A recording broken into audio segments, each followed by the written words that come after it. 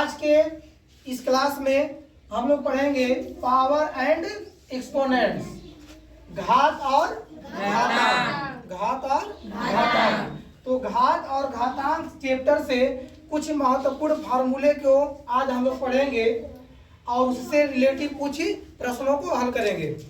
तो आइए समझते हैं। सबसे पहले जानिए घात और घातांक होता क्या है। घात और घातांक होता क्या है। जैसे हम कोई संख्या लिख दे, 2 के पावर कितना है 5, 2 के पावर 5। तो 2 के पावर 5 में 2 हमारा क्या है, बेस। क्या है, आधार। इसे क्या कहते हैं, बेस, जिसे बेस भी बोलते हैं। और 5 क्या है हमारा, घात, जिसे क्या बोलते हैं, पावर। क्या बोलते हैं, पावर। पावर को बोलते हैं हिंदी में घात, और एक्सपोनेंट को क्या बोलते हैं, घातांक। क्या बोलते हैं, घातांक। तो यहाँ से एक बात समझिए कि जो घात और घातांक होता है दोनों एक ही चीज है। घात और घातांक दोनों एक ही चीज है। अब हम इससे थोड़ा सा चर्चा करेंगे कुछ फार्मूले की। कुछ रूल होते हैं पावर एंड एक्सपोनेंट के, ठीक। तो सबसे पहला रूल होता है, जैसे हम कहें a इंटू ए, ऐसे यदि आपके सामने दे दे तो इसे हम शॉर्टकट में क्या लिख सकते हैं, शॉर्टकट में इसे हम लिख सकते हैं। सबसे पहले इसे काउंट करिए, 1 2 3 4 5। तो a के पावर जितनी बार आया है ना, उसे क्या लिख सकते हैं, घात के रूप में। अर्थात जब बेस हमारा सेम रहता है, संख्याएं बार बार गुणा के रूप में आती है, तो जितनी बार आती है उसको क्या करते हैं, घात के रूप में लिख देते हैं। जैसे यहाँ पर a क्या हो रहा है, बार बार आ रहा है, 1 2 3 4 5। तो क्या करेंगे, a के पावर 5, ठीक। ये हमारा क्या है, पहला रूल है। जैसे एक एग्जाम्पल देखिए, एग्जाम्पल में आप ले सकते हैं, मान लेते हैं कि यहाँ पर 2 × 2, ठीक। इसे क्या लिख सकते हैं, 2 के पावर 3, 2 के पावर 3। किसी को दिक्कत, इसलिए सकते हैं 2 के पावर 3। थोड़ा सा किताबों में इसका मतलब कि आप देखेंगे कि प्रश्न कैसे पूछते हैं। तो इसका प्रश्न पूछता है, यदि आपसे इसी को बोल देगा नहीं 2 के पावर से 3, इसे आप लिखिए एक्सपेंडेड फॉर्म में। इसमें एक्सपेंडेड फॉर्म, राइट इन एक्सपेंडेड फॉर्म, अर्थात विस्तरित रूप में लिखिए।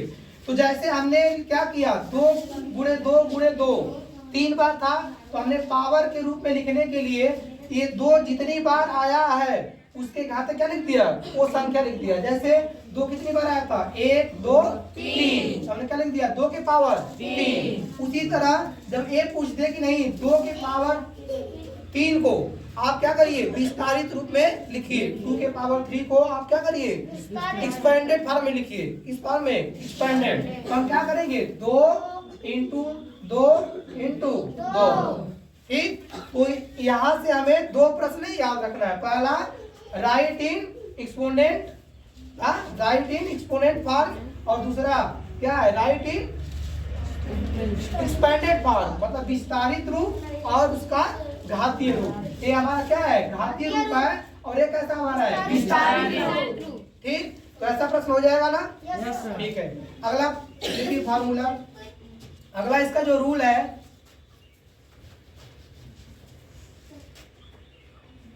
a इंटू ए, पावर इसके है b और c। जब कोई संख्या, मतलब कि जब हमारा बेस समान रहता है, बेस क्या रहता है, समान रहता है, लेकिन घातें क्या रहती है, डिफरेंट रहती है, मतलब अलग अलग रहती है। इस कंडीशन में इसका शॉर्ट फॉर्म होता है a के पावर b + c। मतलब बेस हमारा क्या है, सेम है, और घातें क्या है, अलग अलग है। उस कंडीशन में घातों को हम क्या करते हैं, जोड़ देते हैं, ऐड कर देते हैं। जैसे एग्जाम्पल देख लीजिए, यदि हम करें 2 के पावर 3 और प्लस 2 के पावर 3 इंटू 2 के पावर 4, 2 के पावर 4, इसे हम क्या लिख सकते हैं, बेस को जो का त्यों लिख के घातों क्या करेंगे, जोड़ देंगे। क्या हो जाएगा, 2 के पावर 7। 2 के पावर 7। एक और एग्जांपल देखिए, जैसे हम बोल रहे 7 की पावर 3 मल्टीप्लाई बाई 7 की पावर 2, इसे क्या लिख सकते हैं 7 की पावर, बेस समान है ना, सेम है बेस, तो पावर क्या करेंगे ऐड कर देंगे। ठीक, तो 3 + 2 अर्थात कितना हो जाएगा 5। ठीक, अगला देखिए, अगला रूल क्या है,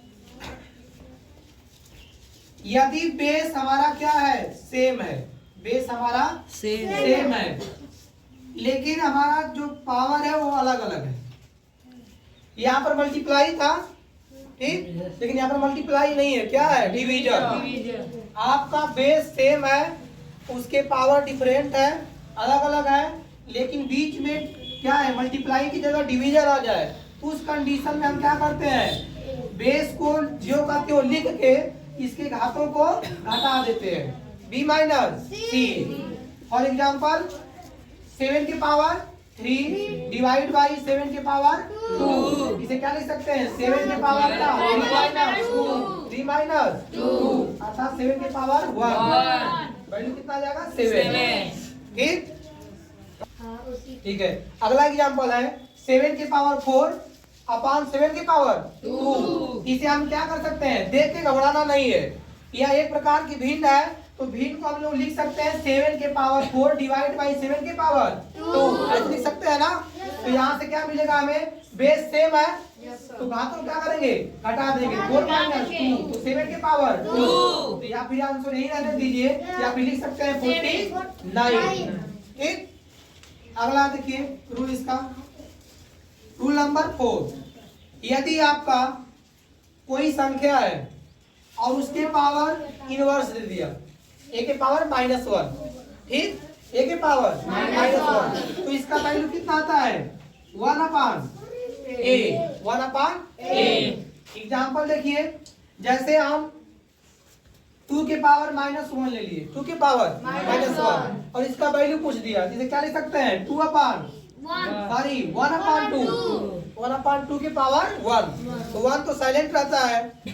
एक और एग्जांपल समझिए, अभी जैसे हम बोल दें कि पावर -2 5 के पावर -2 और इसका बताना हमें वैल्यू कितना होगा, तो हम कहेंगे जब किसी संख्या के पावर कोई घात माइनस में होती है तो उसे हम लोग इनवर्स पढ़ते हैं, क्या पढ़ते हैं इनवर्स। तो सबसे पहले घातों को क्या करेंगे प्लस में करेंगे, क्या करेंगे प्लस में करेंगे, तो जब घातों को हम प्लस में करेंगे तो क्या हो जाएगा 1/5 के पावर 2, यहाँ से इसको लिख सकते हैं 1/25, ये हमारा क्या हो जाएगा आंसर हो जाएगा।